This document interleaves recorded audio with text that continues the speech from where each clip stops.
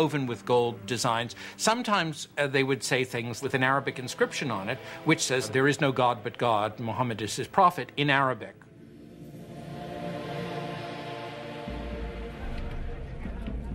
After almost 100 years of broken treaties and sporadic fighting, the Muslims reached a turning point in their struggles against the Crusaders. It came in the person of one of Islam's most celebrated figures. His name was Salah ud-Din, but the West would remember him and come to revere him as Saladin. There is certainly one thing that we must recognize about Saladin, and that is that he was successful where many others of his faith and of his part of the world had not been. That he possessed one unusual feature, in addition to his intelligence and his robust physical strength. He certainly seems to have been a great inspirer of his military followers. In 1187, Saladin amassed an army of 12,000 mounted warriors and lured the Crusaders out of Jerusalem onto a plain between two hills called the Horns of Hattin.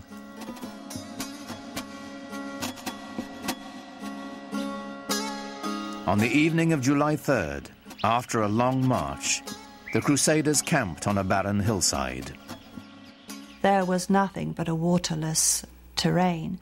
And we're talking about July, we're talking about the Middle East, we're talking about incredible heat and no water. As dawn approached, Saladin's men set fire to the tall grass, and a strong wind carried the flames into the Christian encampment. And very soon they found themselves surrounded, as in the Muslim tactic, by their enemy. And panic set in.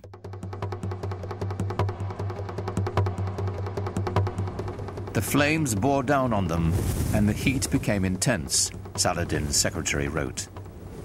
The people of the Trinity were consumed by the fire of flames, the fire of thirst, and the fire of arrows. The army of the Crusaders was totally decimated. The victory at Hattin was a real turning point for Saladin. It meant that he could then proceed to take Jerusalem later on that year. 3 months later, Saladin entered Jerusalem. For the first time in almost a century, the call to prayer floated over the holy city once again. Allahu Akbar, Ashhadu an la ilaha illallah, Ashhadu an la. And yet, remarkably, Saladin leveled no retaliation against Christians or their holy places. In the Church of the Holy Sepulchre, Mass was celebrated as usual. Saladin also decreed that Christians who wished to could leave the city with their property. Those who chose to stay would be allowed to worship freely. When his reputation reached Western Europe of the way he had behaved in Jerusalem over the conquest, he gradually became the most famous Muslim of all time. Saladin's victory did not put an end to Western aspirations in the Near East. Other crusades would follow, though, as with the first, they would hardly have an impact on the larger Islamic culture. The Crusaders would eventually be driven from their citadels along the coast and return to Europe. Their only lasting legacy, a few abandoned castles. But the returning Crusaders found themselves changed by their contact with Islamic culture. The long-term impact on European life would be profound. They were just amazed by the material culture that they found there. I mean, the quality of the merchandise, the quality of the goods was far better than anything they could find at home, and they brought it home with them. They came back, for example, with a taste for highly spiced food. They imported pepper and cinnamon and other Oriental spices because their taste buds had been whetted by a different cuisine. We know that they found out the delights of using soap when they were in the Middle East, and it would appear that that caught on back in Europe. After the Crusades, many Europeans were far more open to the ideas of what was going on to the East, what was happening in other parts of the world. They simply couldn't be as insular as before. Lots of people were open to, well, what's out there? Let's explore this. Let's see this. New intellectual thoughts. Let's see what these people are writing. Let's learn languages. This is when people start to learn Arabic slowly in the West. As the barrier of language dissolved, ideas born in the great Muslim cities began to filter into Europe, ideas that would forever change Western thought. The great Italian theologian Thomas Aquinas used the writings of the Muslim philosopher Averroes to justify the clear separation of faith and reason, a Muslim ideal that formed the basis of all scientific inquiry and led to the European Renaissance. Averroes himself appears in Raphael's classic Renaissance painting of great Western thinkers. Here, alongside Plato and Aristotle, stands a vivid reminder of the debt the world owes Islam. The scope of Islamic civilization has now reached levels which certainly were not accomplished by any other civilization, known civilization of the world. It actually unified parts of our globe in ways that had not been witnessed before. But this golden age of Islam was not to last.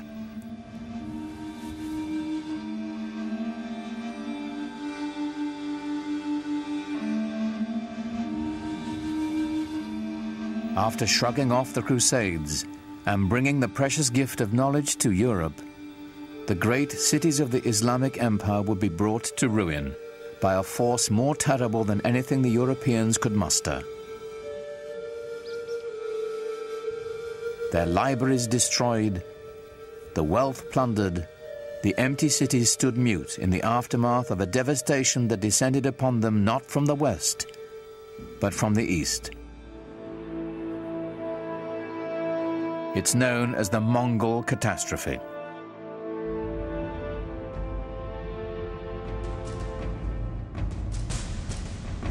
The Mongols were Turco-Mongolian nomads from the steppes of Central Asia.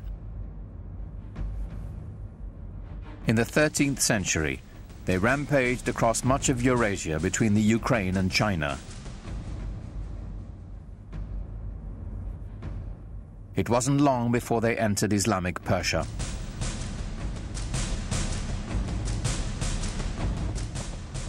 To the cultured, urban Muslims, these guys were a bunch of savages. When you entered the Mongol army, you came with yourself and 3 horses, and you lived off the horses. First you drank their blood, and then when you moved far enough away, you killed them, you slaughtered them, and you ate their meat. And that's why they could go so far and survive so long. Terror was the Mongols' principal tactic. One of the local Iranian leaders foolishly decides to kill off the emissary that the Mongols have sent. And in doing that, he evokes the anger of the Mongols, who want to use him as an example. And they use this retaliatory technique often of killing off entire towns, wiping them out as examples. And so they build these fantastic towers of skulls where they pile up all the dead bodies as an example, and then all the other towns around immediately give way.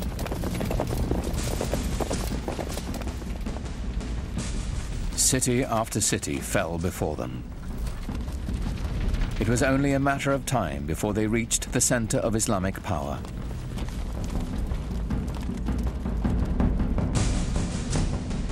On February the 10th, 1258, the Mongols took Baghdad.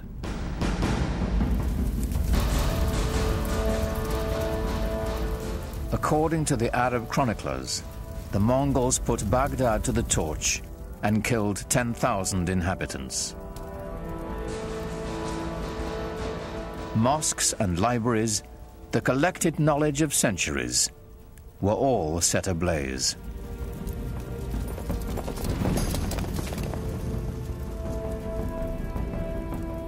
Within less than 50 years, the Mongols seized the heart of the Islamic Empire from the Arabs.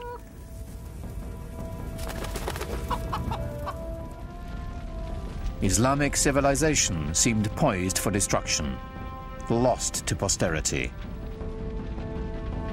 But then something remarkable happened. While the consensus of opinion is that the Mongols were a devastating force, I personally feel that they also had a very positive effect on Western Asia and the world of Islam. They opened the world tremendously. Allahu Akbar, Allahu Akbar. And historically, the most significant thing about the Mongols for us would be that they became Muslims, most of them, in the end. Converted to Islam and then became, after being these tremendously destructive forces, some of the greatest patrons of the arts and letters in all of Islamic history.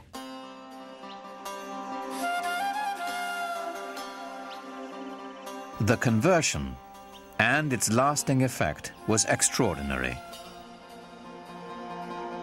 Within a decade, the Mongols had gone from building towers of human heads to building mosques glorifying God.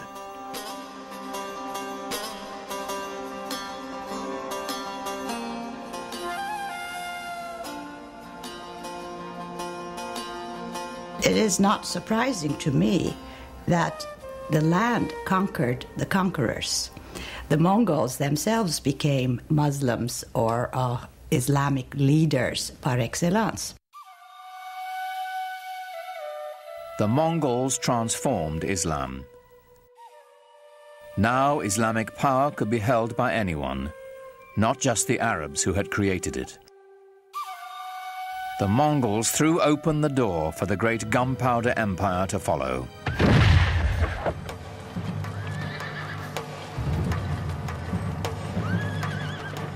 The empire of the Ottoman Turks.